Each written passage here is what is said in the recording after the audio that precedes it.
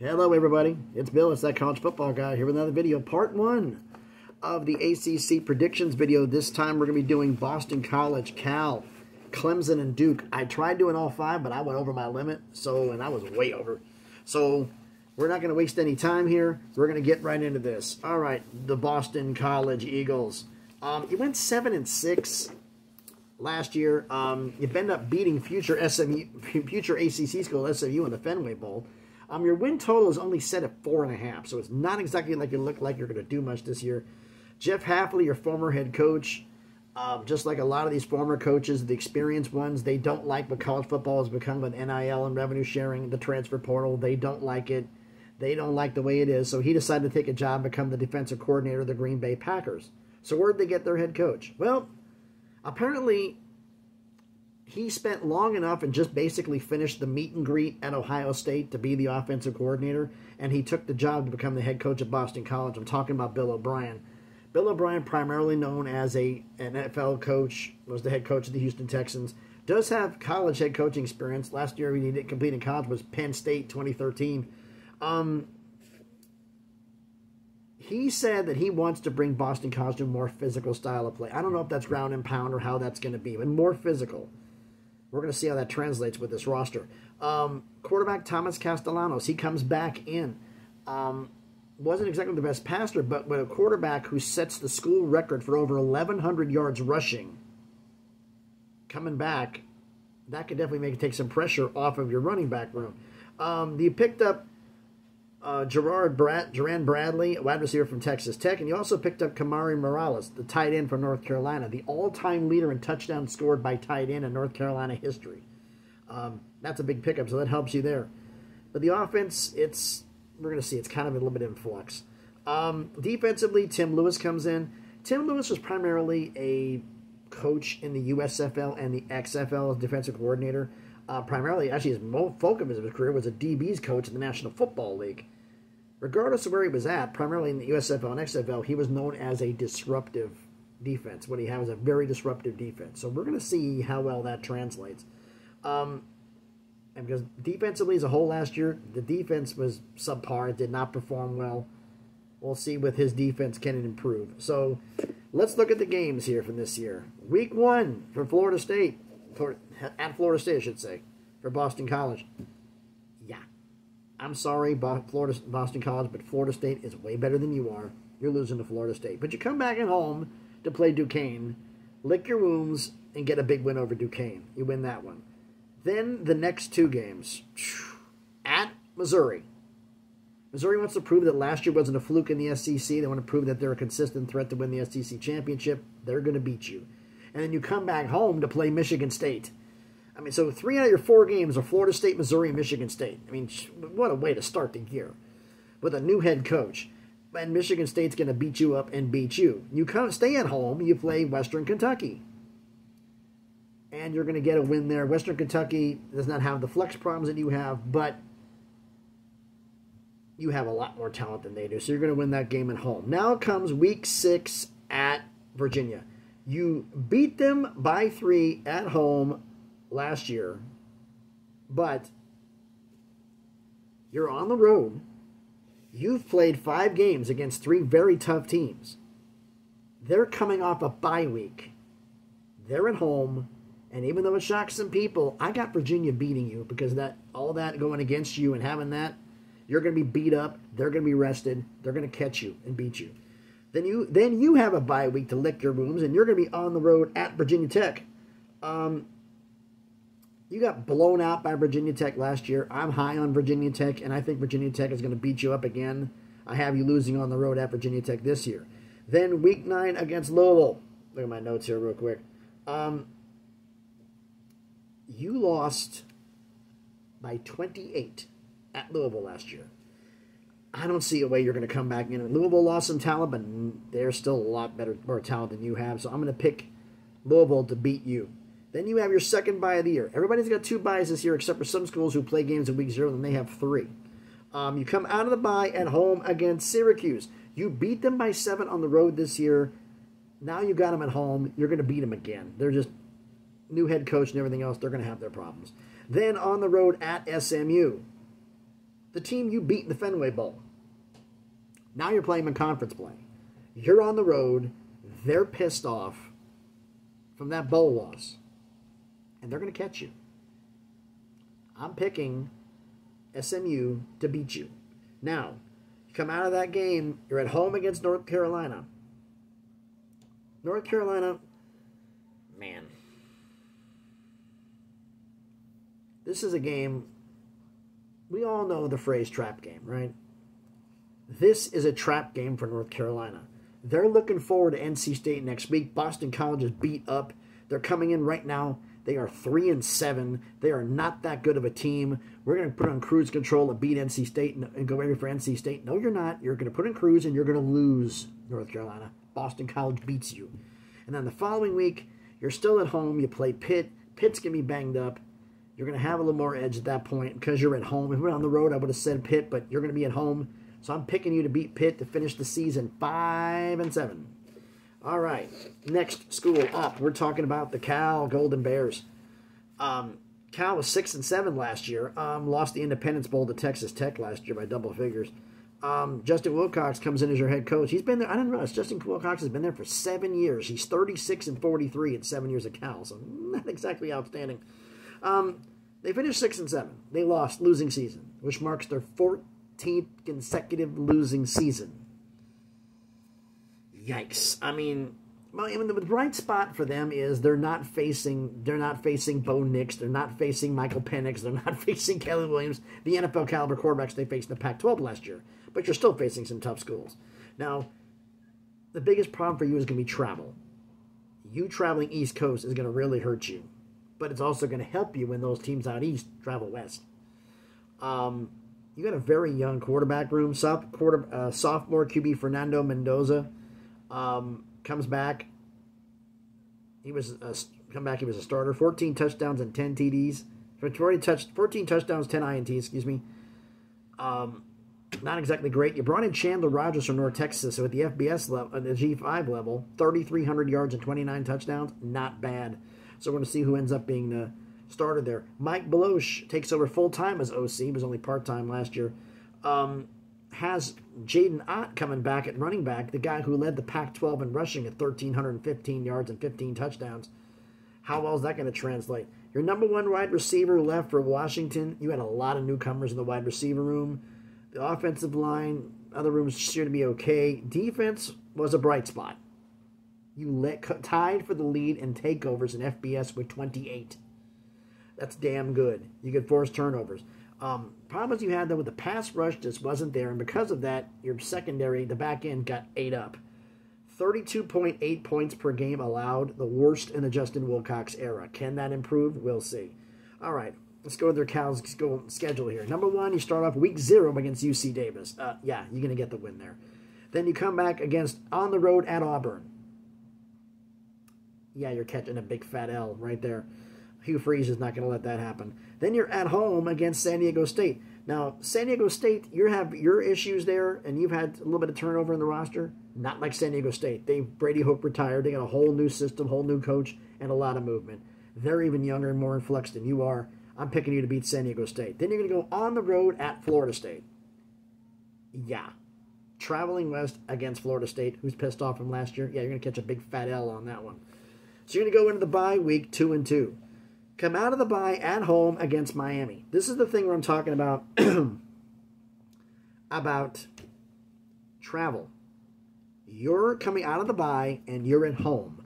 Miami will have played 5 straight games prior to this. No bye yet. And they're traveling cross-country on the road.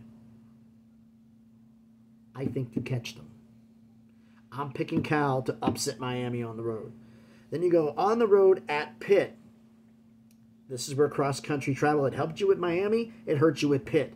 On the road, quarterback issues, whatever you have, all the problems there, depth issues, on the road at Pitt, you're going to catch the loss.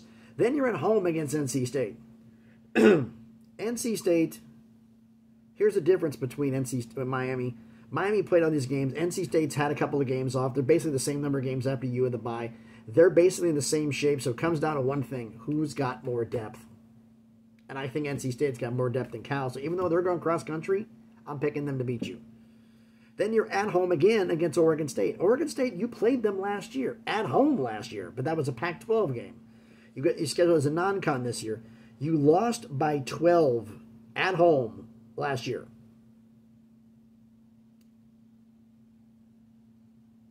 But that was a different Oregon State.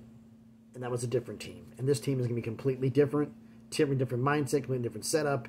And at home, you're going to beat Oregon State. You're going to revenge last year's game. Then you get your second bye. Come out of the bye at Wake Forest. This is a one-time where I debate on this game because, it's on the road. On the road, but wait a minute, they got a bye. Wake Forest has a bye. Both schools have a bye coming in this game, so both are prepared. Who's traveling cross country? Cal is. I'm picking Wake Forest to win. Then you come back at home against Syracuse. Again, travel, cross country. This means something. People are saying, what are you talking about? It doesn't mean anything. I picked, last 2 years, I picked Utah to lose on the road in Florida. People thought I was nuts. And I picked Florida to lose on the road at Utah. People thought I was crazy. Florida just beat Utah. They'll beat them again. No, they won't, because cross-country travel matters. It does something to you. If you haven't watched the NFL, lived in Vegas for 40 years, made a lot of money on the sports book for cross-country travel, it does impact you. So I'm picking them to beat Syracuse. Home against Stanford. You beat Stanford by 12 on the road last year. This is a rivalry game. This is not your everyday Stanford. This is not even close to being the Stanford from last year. They're but maybe a step back. You're going to beat Stanford again. And then on the road at SMU.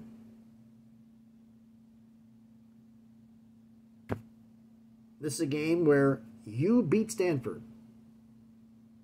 You're high off that game. And you're on the road against an unfamiliar place.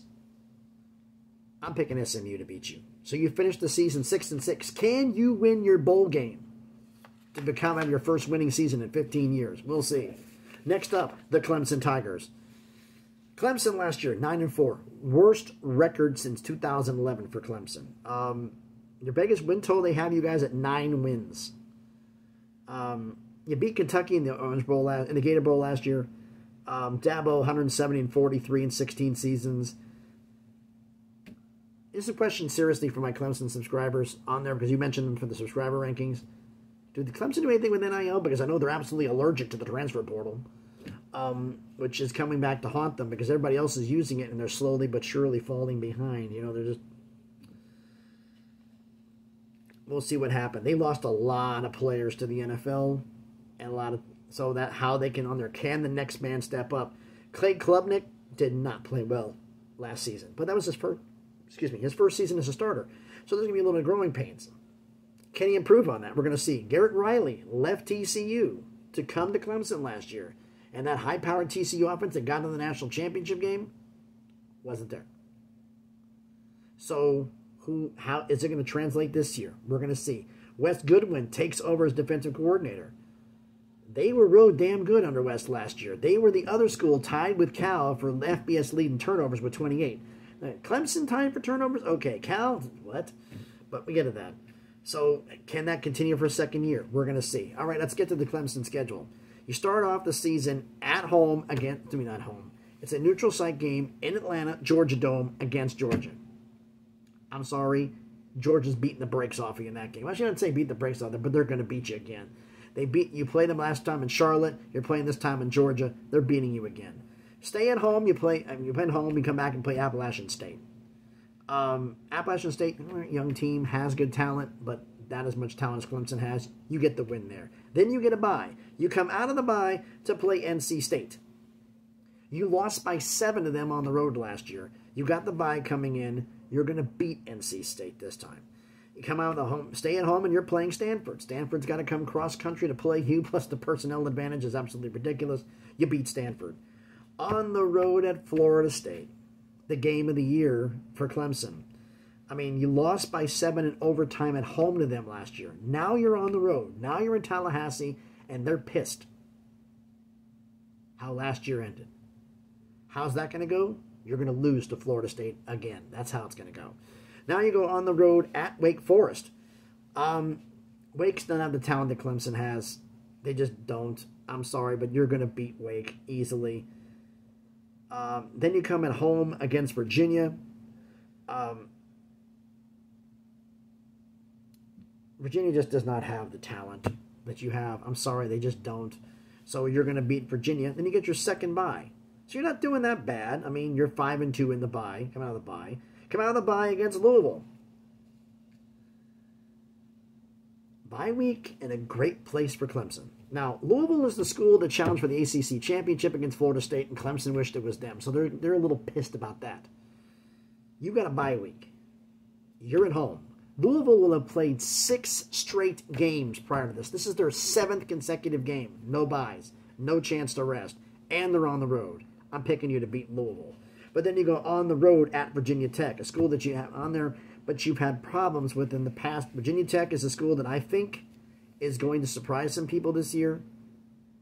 And you're going to lose to Virginia Tech. That's going to get my Clemson fans pissed off a little bit, but I'm going to be losing to Virginia Tech. And then you go on the road at Pitt. Pitt doesn't have your personnel advantage. You're going to beat them easily. You get the win there. You're home against the Citadel. Please. You're going to beat that one to tune up, to get ready for your rivalry game at home against South Carolina. Shane Beamer can be very well coaching for his job at this point. You beat them by 9 on the road last year. You want to make sure you send a statement out and go out with a bang and maybe get Shane Beamer fired. Well, mission accomplished because you're going to beat South Carolina. So that puts your record at 9-3 to finish the year. Now, we go to the Duke Blue Devils. Under Mike Elko last season, 8-5. You beat Troy in the Birmingham Bowl. Vegas has your win total at 5.5 because Mike Elko left to take the Texas A&M job. Now it's Manny Diaz. Manny Diaz spent the previous 2 seasons as defensive coordinator at Penn State. He was previously a head coach at Miami. 21-15 in 3 years. They decided that wasn't good enough. Think Duke would take 21-15 for 3 years? I think they would. That's basically 3 7-5s, folks. Not counting bowl games. 3 7-5s. All right. They brought in Jonathan Brewer, Manny Buffer's offensive coordinator. He's the former co-offensive coordinator at SMU. The SMU offense was scoring 38.7 points per game and 454 yards a game. A hell of an offense. They're going to do some great. Unfortunately for them, Riley Leonard isn't back. He's at Notre Dame. So you have Grayson Loftus, I believe is his name. He's going to be a sophomore quarterback. Who's going to be coming back to battle for the job, as well as Texas transfer Malik Murphy, who's going to be coming in. Who's going to be the starter? We're going to find out. I don't think it's been clear-cut as of yet. When Mike left, there is a lot of turnover on this roster. A lot. And that's going to be a problem. Like, there's very little depth in the running back room. Wide receiver room is okay, but there are no returning starters on the offensive line. That's big. Young quarterback and no cohesion on the offensive line. That's going to be a problem. All right. Defensively, the defense was good last year. I mean, they were giving up 19 points per game, but the problem is they didn't take away the ball very much. And you lost all 4 of your starters on the defensive line, so they got to do cohesion there. So both lines of scrimmage are complete changeovers, but the linebacker and the DB rooms are pretty much intact, and they're actually in pretty good shape. So we're going to see how that goes. So let's get to the schedule here. Week 1 at home against Elon. Not Elon Musk, Elon University. You're going to catch the win there. Second game on the road at Northwestern. You beat Northwestern by over 20 points last year at home. Northwestern is going to be looking for you. Coach Braun is going to be have his guys psyched up. That team's set up. It's in place, ready to go. You have a ton of turnover, and you're on the road. You're going to lose to Northwestern on the road. You come back at home against UConn.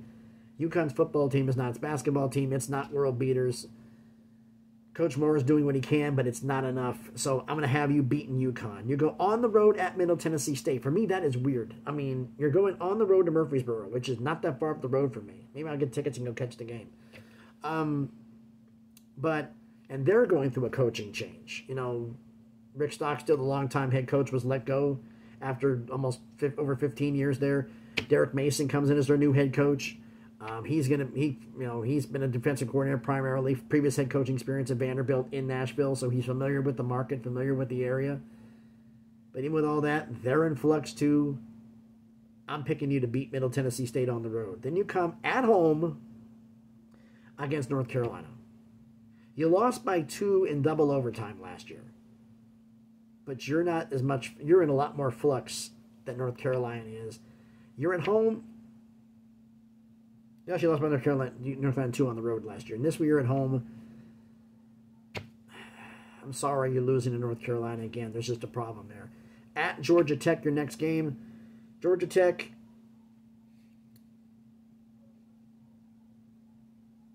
is coming in here. They're going to have a bye. And this will be your 6th consecutive game. You played 5 games already. And you're going to go on the road at Georgia Tech. You're losing to Georgia Tech. Brent Key doing a great job there. Even though their talent will be a little bit less than you are, I think because of their injury, because of the wear and tear, because of the lack of depth, it's going to hurt you. They have a bye chance to rest. You don't. They're going to beat you. You come out of the bye at home against Florida State. Yeah, you're not winning that game. Florida State's going to beat you up. But then again, you're at home against SMU. SMU's got to travel, unfamiliar environment.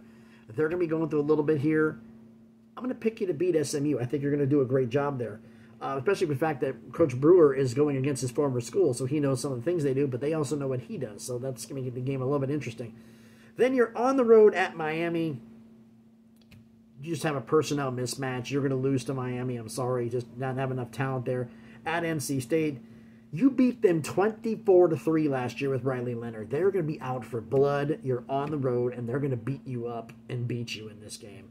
Then you have your second bye week. You come out of your bye week at home against Virginia Tech. Virginia Tech, I think, has more talent than you do. But I think because of what you have been and how you've been losing games, they're going to overlook you. They're going to overlook what you've done, and I'm going to predict they're going to lose to you. You're going to beat Virginia Tech. And then you come in the game, the final game of the year at Wake Forest. You beat them by 3 at home last year. You travel them on the road. That was with Riley Leonard. It's a lot different offense right now. It's going to be a lot different situation. Unfortunately for you, you're going to lose. So that puts you, and lose to Wake Forest, that puts you at 5-7 on the year. So recapping here, Boston College 5-7, Cal 6-6, Clemson 9-3, Duke 5-7. So Duke at 5.5 for their win total. Yeah, they didn't cut it. They're a little bit under, but that's just my thing, how I think about this. Let me know what you think about this down in the comments for this part 1. So thanks everybody for watching the video. If you haven't done it already, do me a favor, smash the like button, hit the thumbs up. It helps with the algorithms. The video be seen by more people. Comment on the video. Do you agree with my predictions for Boston College, Cal, Clemson, and Duke? Let me know about that in the comments. Share the video if you want to, and if you haven't done it already, first of all, everybody subscribe to their channel. Thank you for doing so. If you haven't not subscribed already, check out some of the other videos I've done. And if you like it, hey, subscribe to the channel. On the way to 1K, on the road to get things bigger and better. It's the way things go. So thanks everybody for watching. Part 2 coming up soon. There's going to be, because I tried doing this before with the 5. It just wouldn't make it. So we're going to be doing 4 schools at a time, which means 5 videos. Yeah. So this is what it's going to be. So thanks everybody for watching. Be safe out there. Enjoy your Sunday, and please, actually it'll be Monday by the time I get this. I'm recording this on Sunday, but it's happened on Monday. So enjoy your Monday, and please be good to each other.